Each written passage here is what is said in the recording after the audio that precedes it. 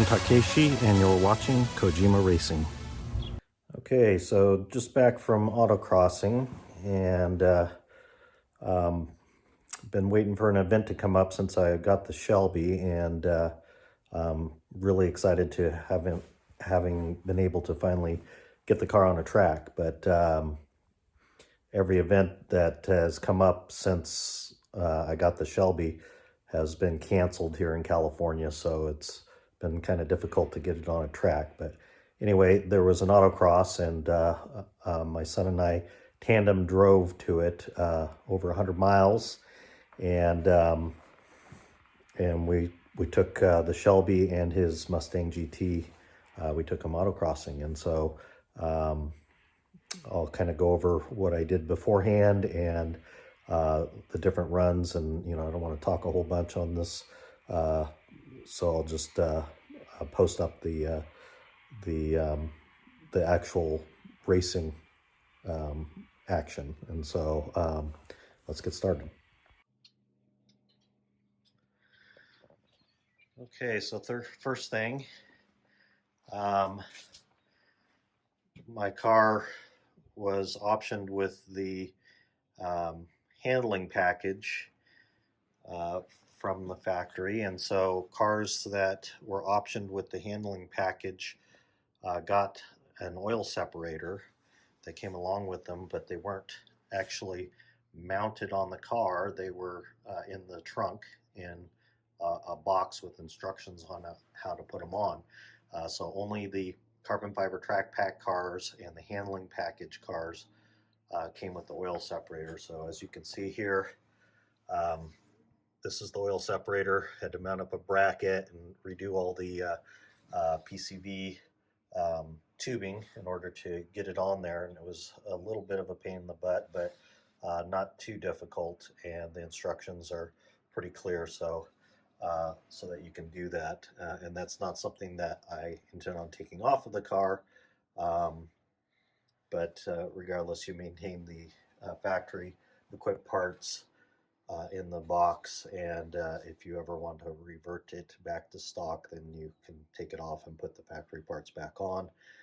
Oil separator is good to have for racing because it keeps oil residues out of the intake tract, and then additionally, even just for daily driving. So it's good for all the cars. And in fact, a lot of people that buy like a Mustang GT performance pack car will actually buy that oil separator kit and put it on there as well. And so I believe they're like $479 from Ford Performance or Ford Racing parts. And so otherwise, I took out my rain tray because we were going to go autocrossing. So that's what the hood looks like on the underside without the rain tray. And you can actually see the engine when you're standing outside of the car through the hood.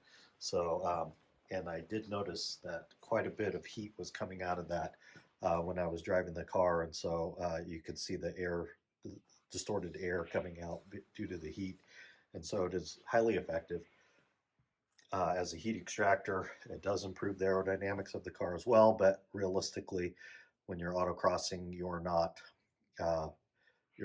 going all that fast. So in that sense, the aerodynamics really don't play a role, although the car does have some fairly sophisticated aerodynamics on it with the splitter and the splitter wickers and the air diffuser and the spoiler with the gurney flap and whatnot. And there's actually panels underneath the car that keep the air from getting into little vortices in the wheel wells and in all the cavities underneath the vehicle as well. So it's kind of neat stuff. But anyways, so autocrossing. What autocrossing is not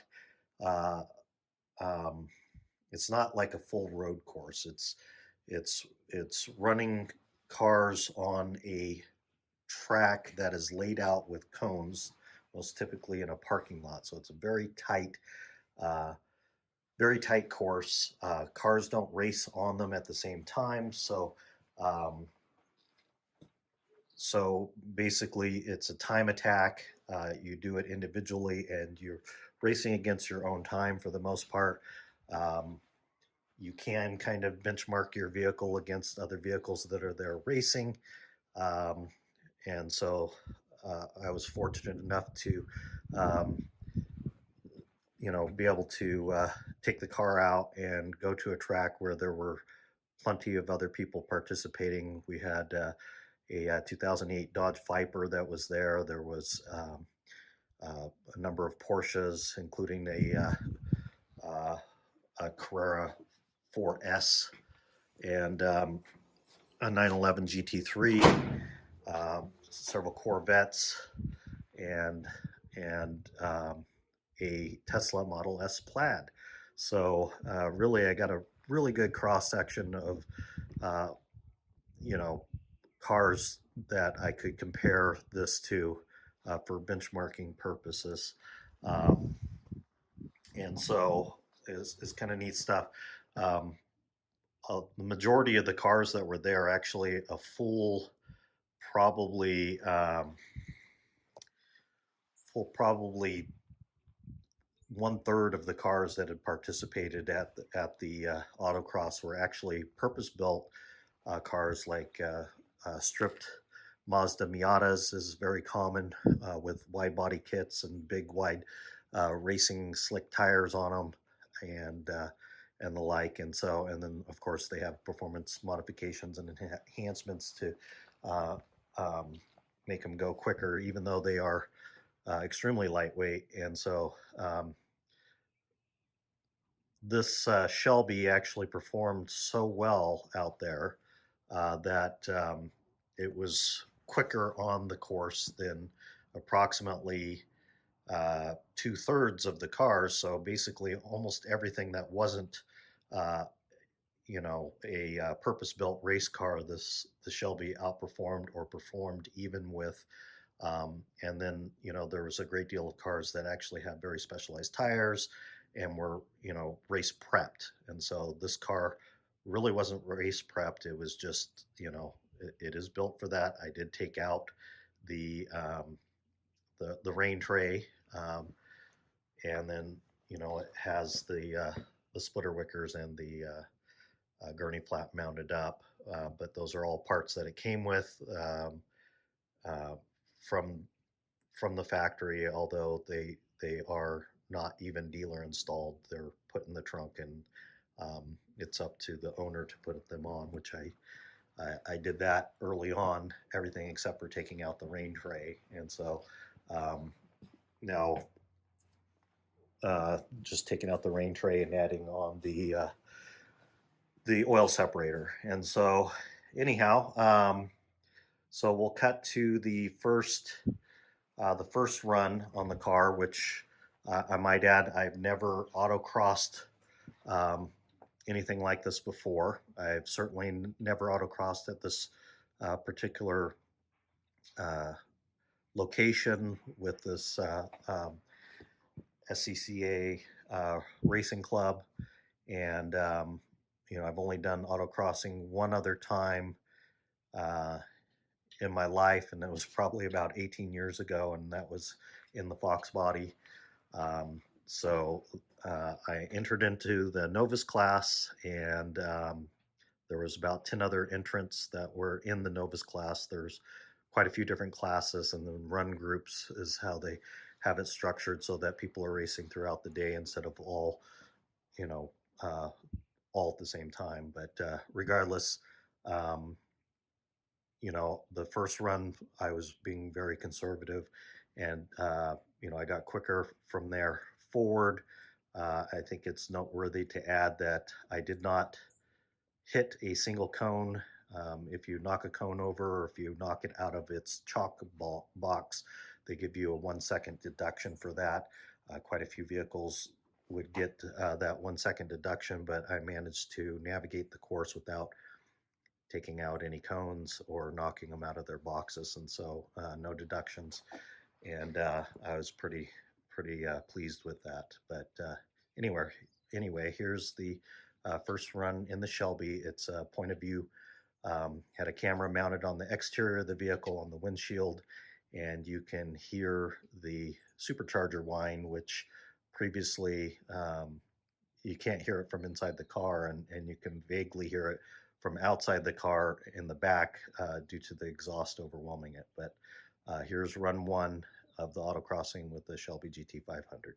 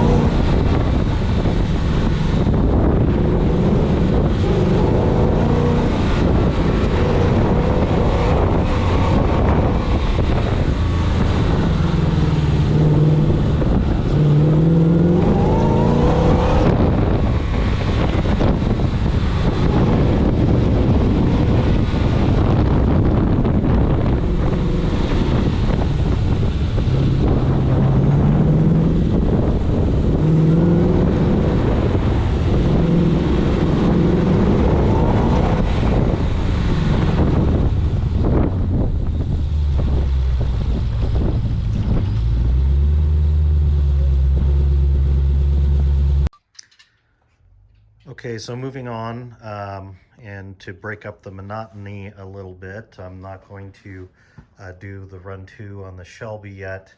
What I will show you is the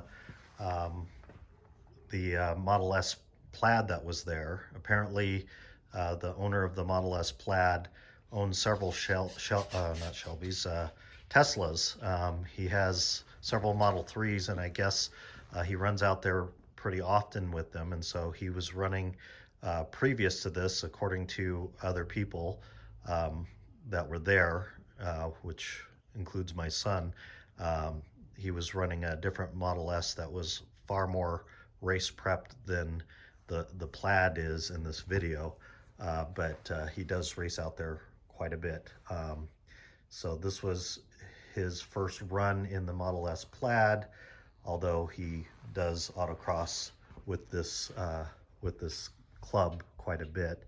And it was kind of humorous because he had the boombox turned on, which Teslas have a feature called boombox, where you can play music or different sounds on the exterior of the vehicle. So he had an ice cream truck music playing from his boombox, so it was pretty humorous to watch a electric vehicle go around a track and the only sound it's putting off is music. And so here's that.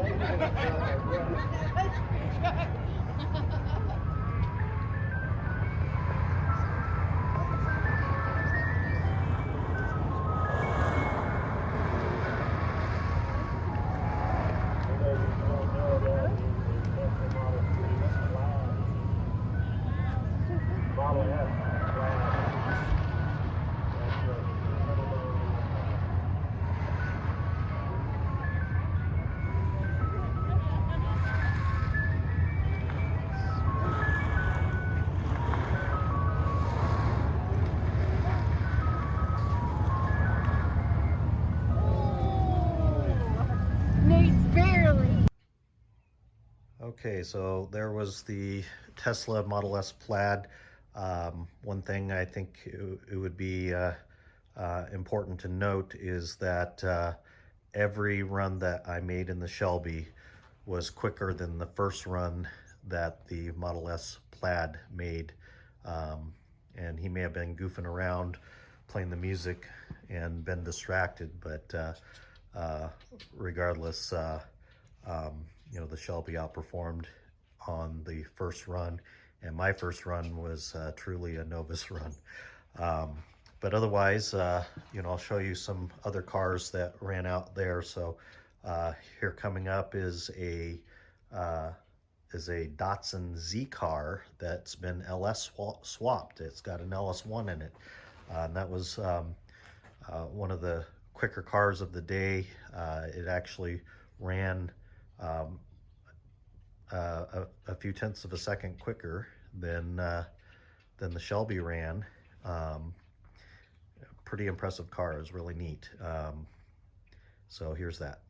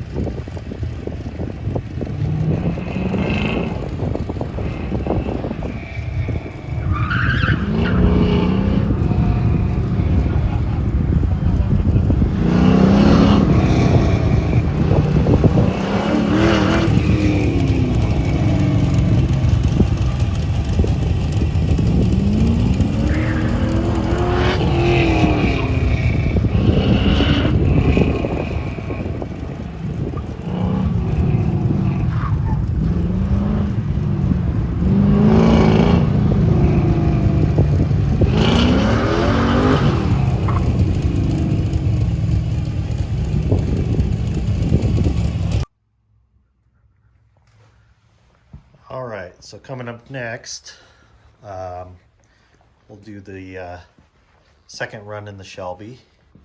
And it's important to note that between the first run and the second run, I picked up nearly 5 seconds. So that's quite a bit of an improvement. And that's really the idea, is that you know, you familiarize yourself with the layout of the course, and then you should be able to improve every time and not hit any cones or anything like that. Just going back a little bit to the Z car, the Z car was actually built with autocrossing in mind, so you can see that it has very specialized tires on it. Likewise, even that Model S Plaid had aftermarket wheels and specialized tires on it, in comparison to you know, cars that just came in off of the street that on what they were riding on, which is you know, the case with the Shelby. So, but anyways, so here's run number 2 in the Shelby, nearly 5 seconds quicker than my first run.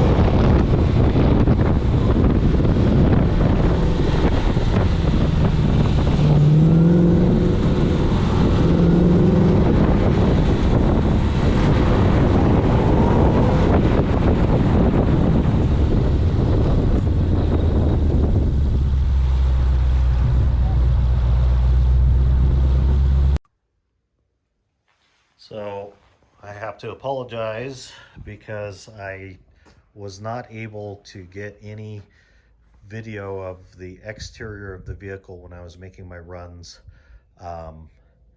They had 4 run groups. They had everybody divided up into 4 run groups regardless of class. And there were 2 run groups before lunch, and 2 after lunch.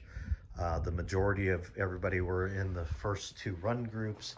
There were quite a few cars that actually didn't show up that were in the second part of the day, and so the run groups in the second part of the day ended up really small.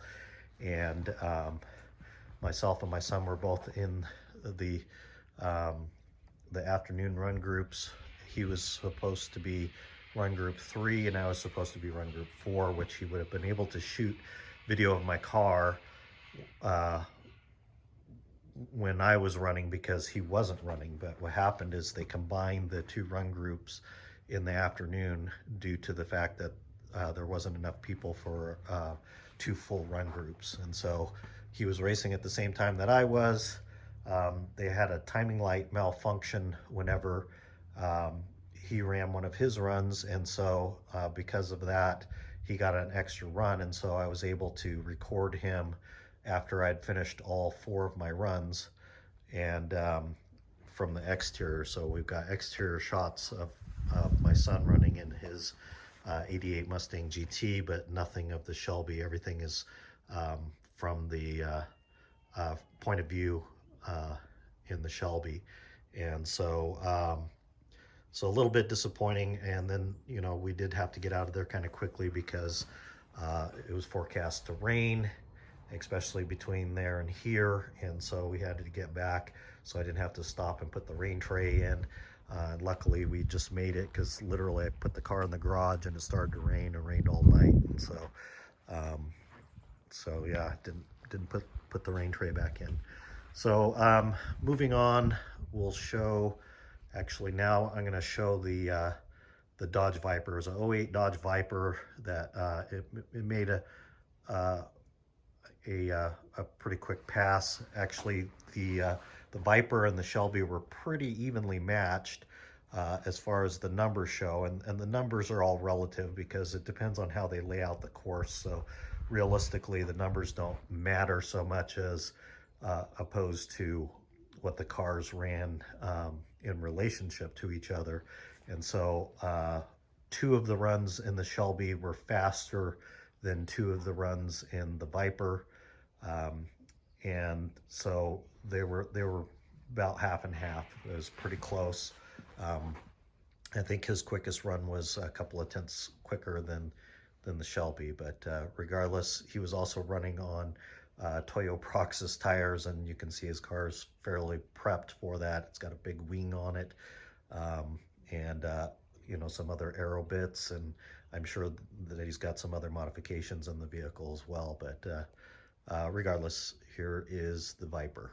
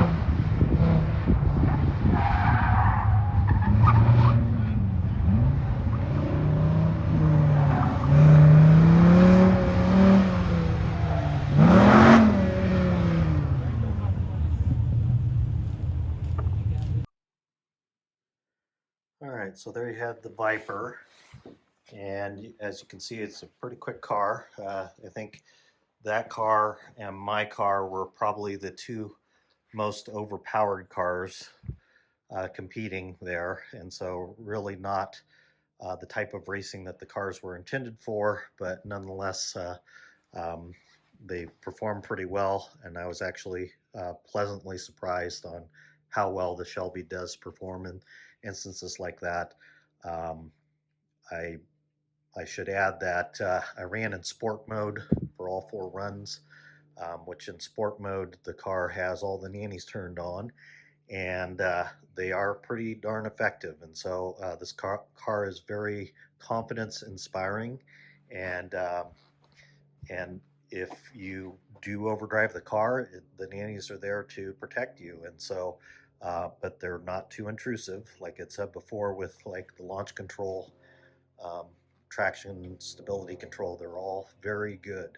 Um, and they're intended for a car that you want to get the maximum amount of performance out of. So they are not too intrusive. Um, but I considered possibly taking off the traction control, by putting it in track mode, nanny's off, and I was considering that for the third run, and I kind of played around with it in my head a little bit and decided against it, and I'm glad that I did, because when I made the third run, which you'll see here in just a moment, made that third pass, and the car, overdrove the car a little bit coming out of one of the turns. You might be able to pick that up, but you can see the car start to drift coming out of, I believe it's turn number 2, and the car reeled itself back in. I was in the process of doing the same thing, reeling the car back in, but it did it itself. And so, regardless if I have the driving skill to do that or not, um, just the in the off chance that I did not have the driving skill to do that, that made me a little bit nervous, because brand new Shelby, don't want to put it into a telephone pole or run over a curb with it or something like that. Um, and so I elected to leave it in sport mode, not try the track mode. But having said that, you can see and hear in the videos um, areas where I could have maybe rolled into the throttle earlier, braked later, all sorts of stuff. And so this car is amazing. I mean, it's got a lot left in it. If there was a driver that's perhaps a bit more experienced than I, or if I had more practice, um, I could have probably run as quickly as the quickest cars that were out there that day, and it's just an amazing car. But regardless, here is run number 3. I picked up about another full second on run number 3 in the Shelby. So here goes.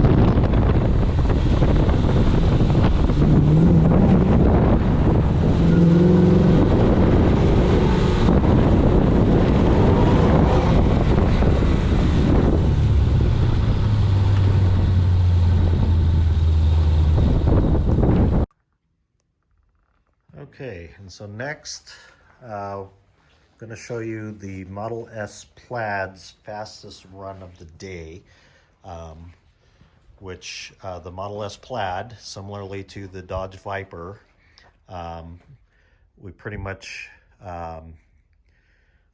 split our times in comparison to each other. So in other words, I ran quicker than the Model S Plaid a couple of runs, and then the Model S Plaid ran a couple quicker than me. And so, and ultimately, yes, he did have this run, which was a couple tenths quicker than my quickest run in the Shelby. But once again, this guy does this quite a bit. He goes to these club events and autocrosses constantly, so he's got a lot more experience than I.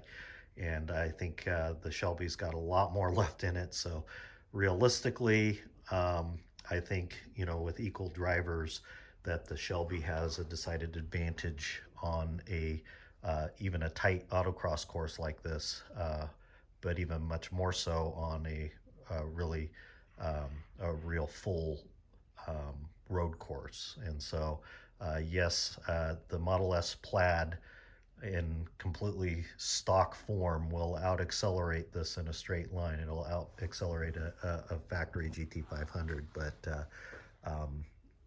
the you know, as far as a track or a road course, I think it's at a disadvantage.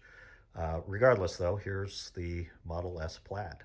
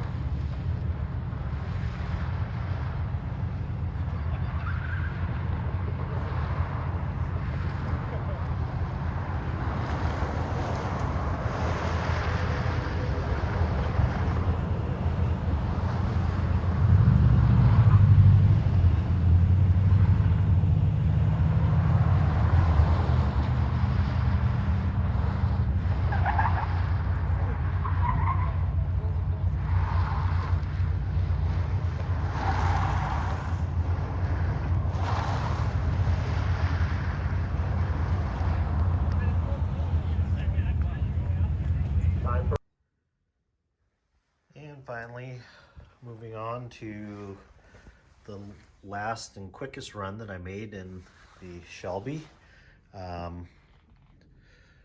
So just, I didn't get any video of it, but just to put it in perspective, there were 3 Porsches there, a Porsche Boxster and a 911 GT3 and a Porsche Carrera 4S, and the Shelby outperformed all 3 Porsches on every run. Not to denigrate any of those vehicles, they're all really great vehicles in their own right. The Carrera 4S was the only other vehicle out there that had a PDK style transmission or a dual clutch transmission to the Shelby, and so that one was the closest to the Shelby in its times. But I think you know, on a tight road course like that, a manual transmission is a liability because it's really hard to manage the car, you know, pointing it in the right direction and making sure that you're hitting your apexes and knowing when to brake, when to roll into the acceleration, and you know, timing your corner exits and your braking. And so adding shifting into that adds a whole nother realm of work that you have to do when you know, there's not very much time in between corners. And so so I think that's a decided advantage on these modern cars, are the very sophisticated transmissions like the dual clutch in the Shelby, and I can't say enough about it. It's impressive, and that's coming from, you know, a stick shift guy. So additionally, there were 2 Corvettes out there. One that was a 73. It was completely race prepped, had Hoosier slicks on it, and it had a gear drive. I mean, I didn't get to see what was under the hood, but you could hear it clearly had a gear drive and made a lot of power. But like I said, and those people campaigned that car. It's trailered and campaigned it at these events, and so the Shelby outperformed it on every single run by a large margin, at least 2 seconds, and so that's pretty impressive. Additionally, there was another Corvette. It was, I believe, a C7 Corvette. I want to say it was a W06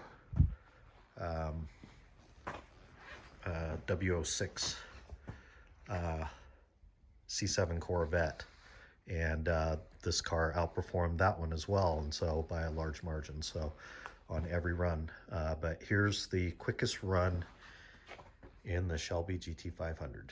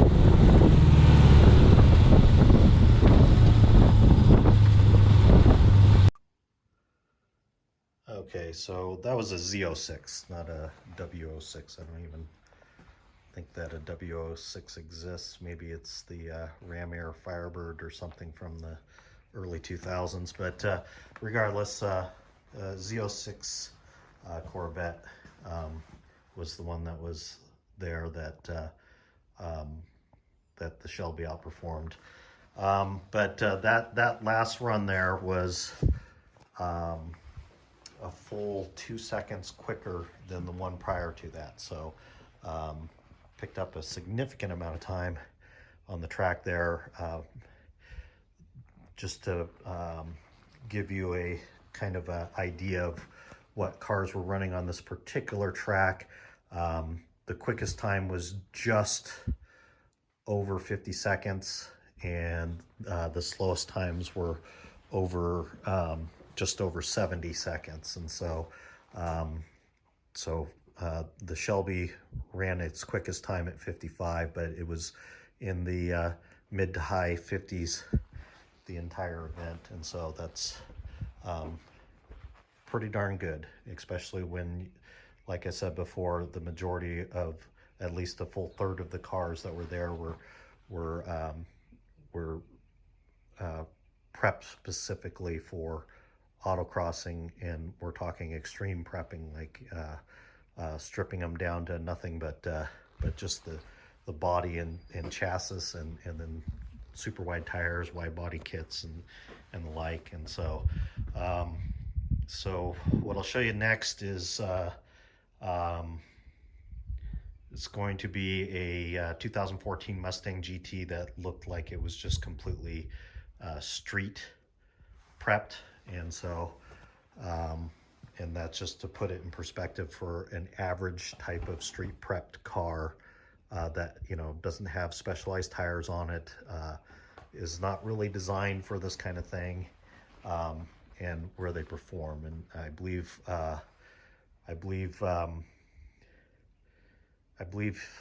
can't remember exactly. I think it shows in the video what his time was, but it was in the 60s. And so here's 2014 Mustang GT.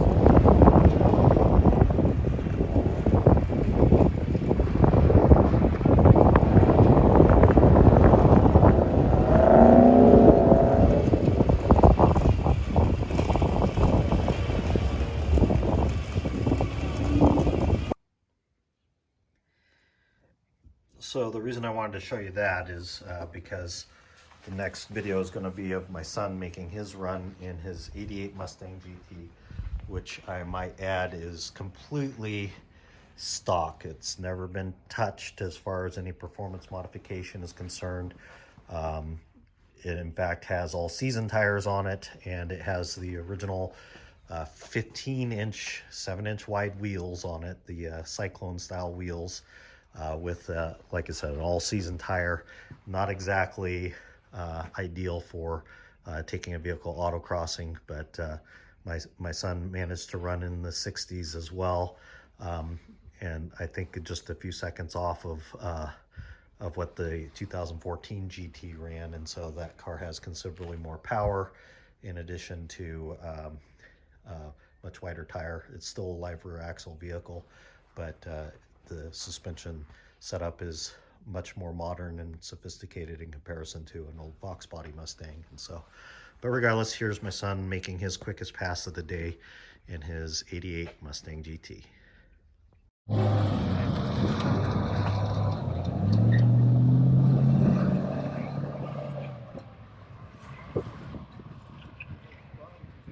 Sideways. That's what he loves.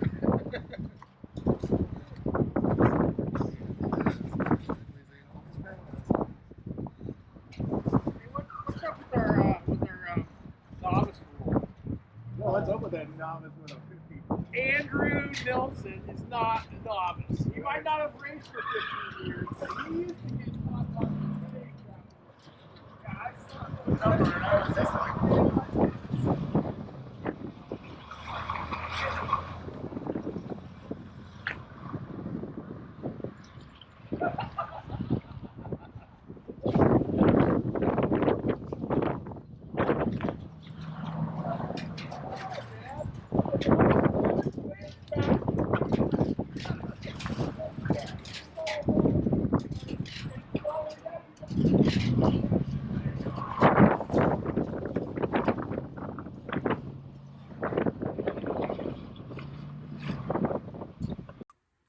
Okay, so there you have it. There's the autocrossing event with the Shelby, and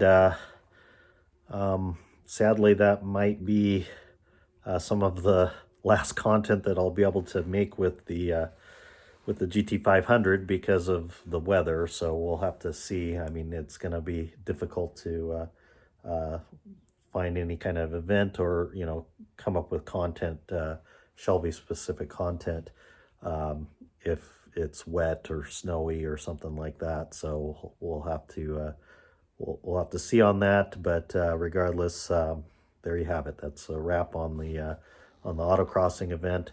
I will have some more content coming up here shortly. Like I said, I still have to do a walk around on my service truck, so the F-150, so we can have some F-150 content on the channel, and additionally possibly my son's Mustang, because we're going to be doing restoration on that vehicle.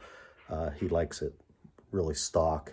I'm trying to convince him to you know, put on at least bigger wheels and tires, even if they are factory style, just so he can become more competitive and stuff like doing the autocrossing. And I just think it was neat that we were able to go and do that together. It was a bit of a drive, but it was worthwhile. It was fun. And so otherwise, I'll have also content coming up on Dualicorn, having the exhaust put on that today, so I'll go over that probably on the next video. And then we'll probably do maybe some whiteboard training, and so I'll explain that later. But yeah, it'll be some good stuff. So like and subscribe, and please stay tuned.